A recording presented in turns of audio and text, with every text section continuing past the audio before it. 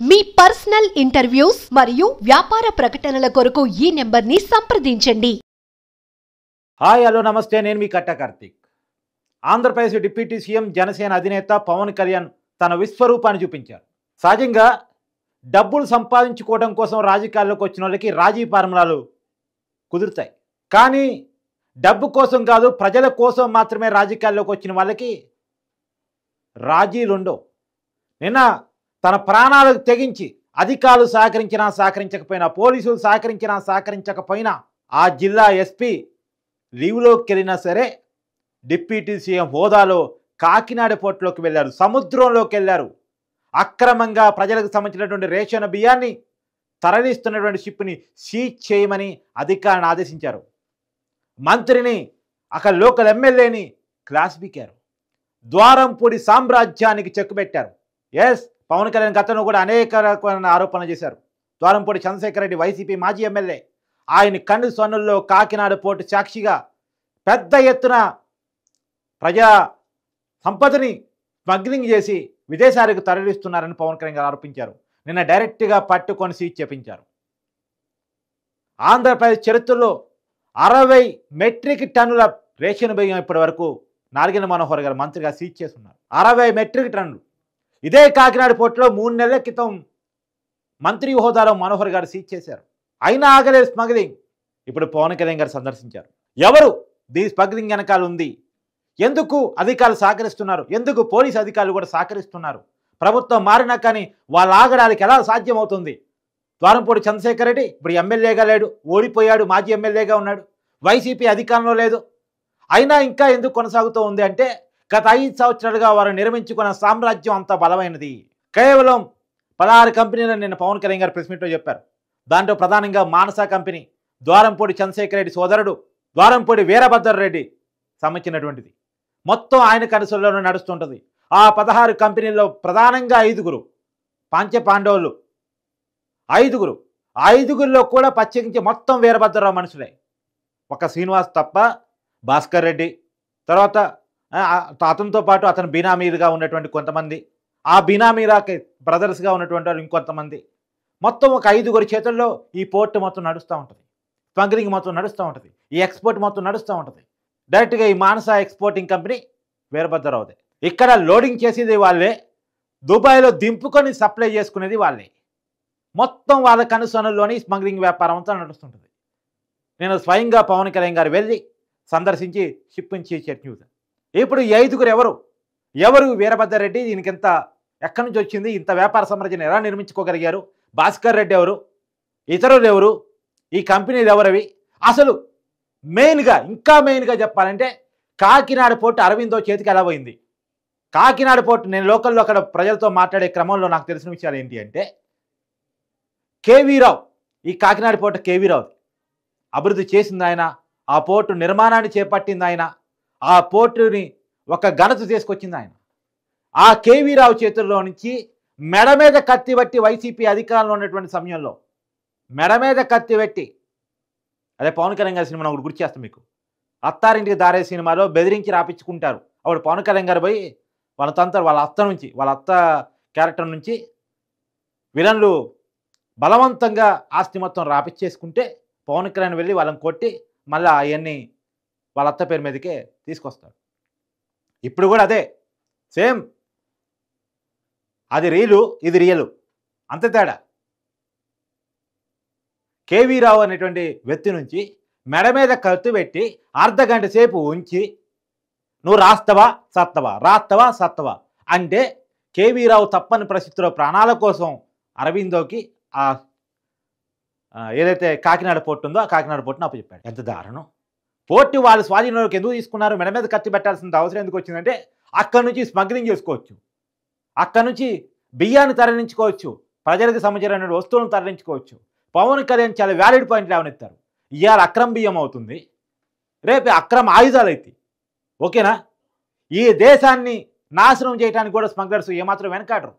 స్మగ్లర్స్కి తీవ్ర రూపం దారిస్తే ఏంటి? తీవ్రవాదులు, డబ్బులకు అలవాటు పడ్డోళ్ళు, దొంగ డబ్బుకి అలవాటు పడ్డోళ్ళు, ప్రజల మీద ప్రేమనేటువంటి వాళ్ళు, డబ్బు మీద మాత్రమే వ్యామోహం ఉన్నటువంటి వాళ్ళు ఏ పని చేయడానికి వెనకాడరు. ఇక అక్రమ బియ్యం అవుతుంది, రేపు అక్రమ ఆయుధాలు అవుతాయి. దీన్ని కూడా సపోర్ట్ చేస్తారని ఆయన అధికారులను ప్రశ్నించారు. నిజమే కదా మరిది. ఈ దేశ సెక్యూరిటీకే చాలా పెద్ద ప్రమాదం. ఎందుకంటే కాకినాడ పోర్ట్ నుంచి విదేశాలకు వెళ్ళే సౌలభ్యం ఉంటుంది.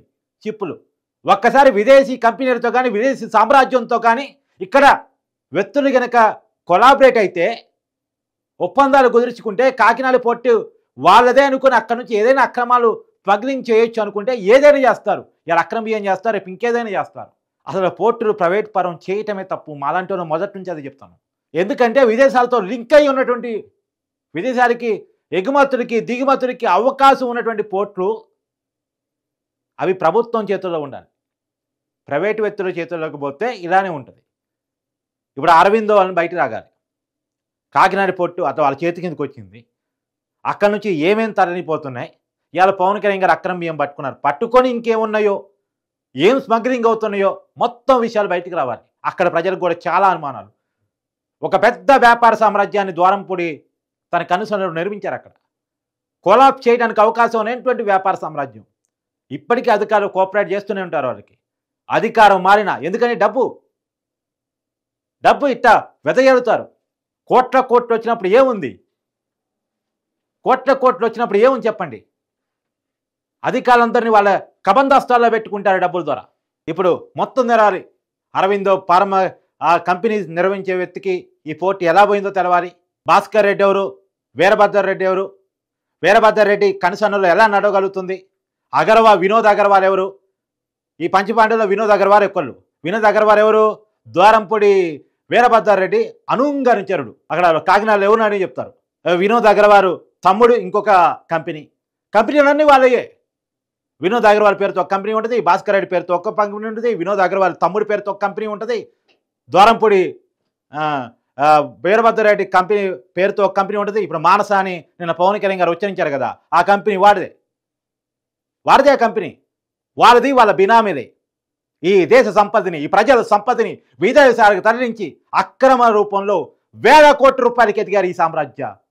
వేల భాగోతాలన్నీ కక్కించారు.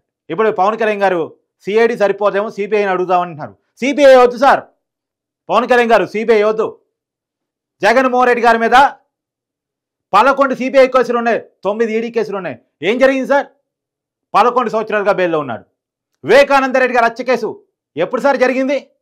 2019 ఎన్నికల కంటే ముందు. ఆ సిబిఐ చేతిలో ఉంది సార్. ఏం చేయగలిగింది సార్? సిఐడికి చాలా బెటర్ సార్ సిబిఐ కంటే. ఈ కేంద్ర ప్రభుత్వం రాజీ మార్గం వల్ల ఇవన్నీ జరుగుతున్నాయనేది రాష్ట్ర ప్రజల అనుమానం సార్. మన దేశ నౌకాశ్రయం నుంచి, మన దేశం పోర్టు నుంచి వేరే దేశాలకు వెళుతుంటే మన కేంద్ర ప్రభుత్వం నిఘా ఏం చేస్తుంది సార్? మన కేంద్ర ప్రభుత్వానికి తెలియకుండా జరుగుతుందా? సహజంగా 3 రకాల రైసులు ఉంటాయి. రా rice, broken rice, boiled rice. Broken rice పేరుతో జరుగుతున్నటువంటి వ్యాపారం, రా రైస్ని కూడా తరలించే వ్యాపారం. అంటే ఒక పేరుతో పర్మిషన్లు, ఇంకొక పేరుతో ఎక్స్పోర్ట్లు. కేంద్ర ప్రభుత్వానికి తెలియకుండా జరుగుతుంది సార్. కేంద్ర ప్రభుత్వం చూసి చూనట్టు పోతుందా సార్? క్లియర్గా దీని మీద సిబిఐ కాదు సార్, రాష్ట్ర ప్రభుత్వ ఏజెన్సీల చేతే ఎంక్వైరీ చేపించాలి.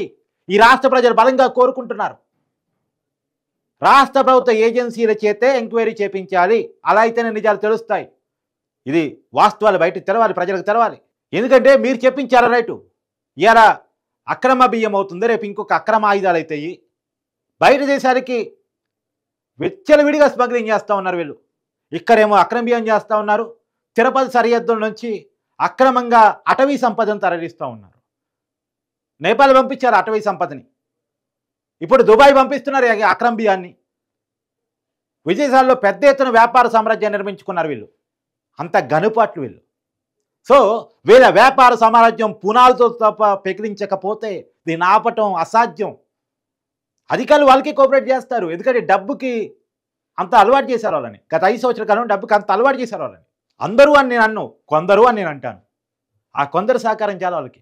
పవన్ కళ్యాణ్ గారినట ఆయన పోర్టుకు వచ్చి చూస్తానంటే, సార్ ఉద్యోగాలు పోతాయి సార్, పాపం 10,000 మంది కూలీలు ఉంటారు సార్, వాళ్ళ ఎంప్లాయ్మెంట్ పోతుంది సార్, వాళ్ళ ఉపాధి పోతుంది సార్ అన్నారట. 10,000 మంది ఉపాధికి స్మగ్లింగ్కి సంబంధం ఏంటి? స్మగ్లింగ్ కనుక అలవాటు చేస్తే దేశమే పోతుంది. స్మగ్లింగ్ కనుక మన పోర్టుని కనుక అలవాటు చేస్తే ఉపాధి పోతుంది. ఉపాధి అని పేరుతో పోతే మీకు ఒక చిన్న ఉదాహరణ చెప్తా. బ్రిటిషోడు మన దేశానికి పరిపాలిస్తాను రాలా, వ్యాపారం చేసుకుంటా మనకు ఉపాధి కల్పిస్తా, అవకాశాలు కల్పిస్తా అని వచ్చాడు. ఏం చేశాడు? దేశాన్ని హోల్డింగ్ చేసి పెట్టుకున్నాడు. 200 సంవత్సరాలు పట్టింది వాడి నుంచి మనం విడిపించుకోవడానికి. 200 సంవత్సరాలు పట్టింది వాడి నుంచి విడిపించుకోవడానికి. ఎంతమంది బలిదానం చేస్తే, ఎన్ని పోరాటాలు చేస్తే మన సొంతం వచ్చింది. ఇవాళ మళ్ళా స్మగ్లింగ్ రూపంలో పరాయోడికి మన సంపాదన అప్పచెప్పి కేవలం కొంతమంది వ్యక్తులు బాగుపడుతూ, సంపద అనేది కూడా పక్కన పెట్టండి, వాడు సంపాదించుకోవడం అనే విషయాన్ని కూడా పక్కన పెట్టండి. రేపు దేశాన్ని తాకట్టు పెట్టారా అక్రమ ఆయుధాల సరఫరా జరగవచ్చు, టెర్రరిస్ట్ యాక్టివిటీస్ జరగవచ్చు. కాబట్టి ఖచ్చితంగా నౌకాశ్రయాలు, పోర్ట్లు అలా ఉండటానికి వీల్లేదు. దీని మీద ఖచ్చితమైనటువంటి సిఐడి ఎంక్వైరీ జరగాలి, జరిగి తీరాలి, వాస్తవాలు తెలవాలి. ద్వారంపూడి సామ్రాజ్యం వెనకున్నటువంటి మొత్తం లింక్స్ అన్ని బయటికి రావాలని తెలుగు ప్రజానికం మొత్తం బలంగా కోరుకుంటుంది. పవన్ కళ్యాణ్ గారు, మీరు ప్రాణాలకు తెగించి సముద్రంలోకి వెళ్ళి ఆ షిప్ని పట్టుకోవటం మీద ఆంధ్రప్రదేశ్ ప్రజానికం మొత్తం కూడా మీకు హర్షాతినికాలు వ్యక్తం చేస్తుంది. మీ నాయకత్వంలో, చంద్రబాబు గారి నాయకత్వంలో ఇకనన్న రాష్ట్రం బాగుపడాలి, వాస్తవాలు బయటికి రావాలని చెప్పేసి తెలుగు ప్రజానికం చాలా బలంగా కోరుకుంటుంది. వాళ్ళ ఆశల్ని మీరు వింటారని, నెరవేరుస్తారని చెప్పేసి బలంగా అందరం కోరుకుంటూ ఉన్నాం. ఖచ్చితంగా దీని మీద సిఐడి ఎంక్వైరీ వెయ్యాలని, సిబిఐ అనే మాటే వద్దనేటువంటిది రాష్ట్ర ప్రజల అభిప్రాయం. ఒకసారి మీ కామెంట్ కూడా తెలియజేయండి. మీకు సిబిఐ ఎంక్వైరీ కావాలా, సిఐడి ఎంక్వైరీ కావాలా, రాష్ట్ర ప్రజల అభ్యున్నతి ఏంటి అనేటువంటిది కూడా మీరు కామెంట్ చేయండి. మీ అభిప్రాయాన్ని కూడా మన ప్రభుత్వానికి తెలియజేసే ప్రయత్నం చేద్దాం.